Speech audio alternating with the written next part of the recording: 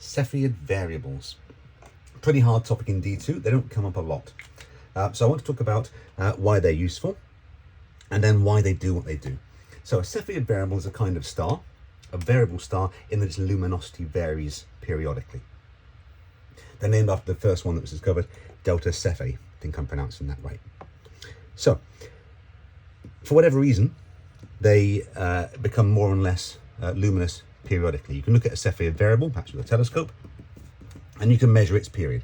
The luminosity varies something like this. So that's very useful because whatever distance away they are, you could measure that period. Then you compare to a known list of other Cepheid variables, and it turns out there's a simple function connecting the two. I perhaps oversimplified it here, but that's what we need to do. If you find its period, you measure its period from here, say it's a week. Up and across here, you can find out its luminosity, its actual luminosity, which is very hard for a star, unless it's nice and close. Very hard to know how bright it actually is, or how luminous it actually is. You can just tell its brightness. So if you measure its brightness, and you measure its luminosity from this system, you can use this formula here from D1, and work out actually how far away it is. And that's super useful. Because by stellar parallax, if you're trying to build the HR diagram, you've only got a few stars, a few thousand stars that are close to you. These are much further away. And if you can find a Cepheid variable in a distant galaxy, then you know how far away the galaxy is as well. And that's very helpful. They're like a gift. So, probably you're wondering, why do they do that? I think they've only ever asked about this once, but let's give it a go. It is quite hard to explain. So, they're stars that have moved off the main sequence. They've finished most of their hydrogen burning. They're now burning heavier stuff, and they've got some helium in the outer layers. It turns out there are two kinds of helium ion, because it's still very hot in the outer layers. They're likely to be ionized, helium plus and helium 2 plus. Naturally, they only have 2 electrons, so they could lose one or both of them. If it's hotter, generally there's more energy per particle, of course, so that means there's going to be more helium 2 plus.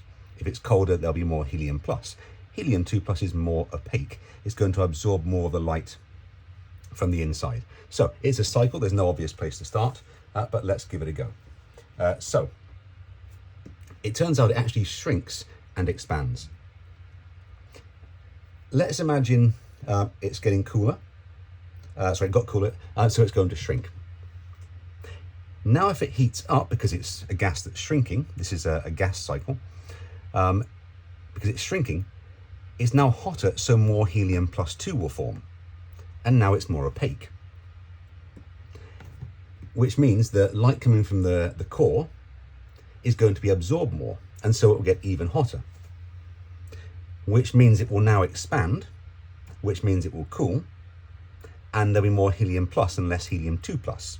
And so now it's more transparent. So as it expands because it cools, it now lets out loads of light, so its luminosity will be higher. But now, of course, it's going to cool even more. You've got a positive feedback loop. And so it'll get colder, and so it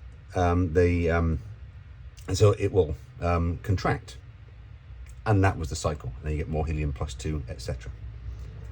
So I think if you just sort of remember vaguely, there's helium and helium plus 2. Helium plus 2 is more opaque. It expands and contracts. Sometimes when it's small, there's more helium plus 2, which traps the light, gets hotter, builds up, and makes it expand. The more important thing, though, is to use these graphs. They could say give you this graph and this graph, get you to measure the period from here and read off across here. Cepheid variables there.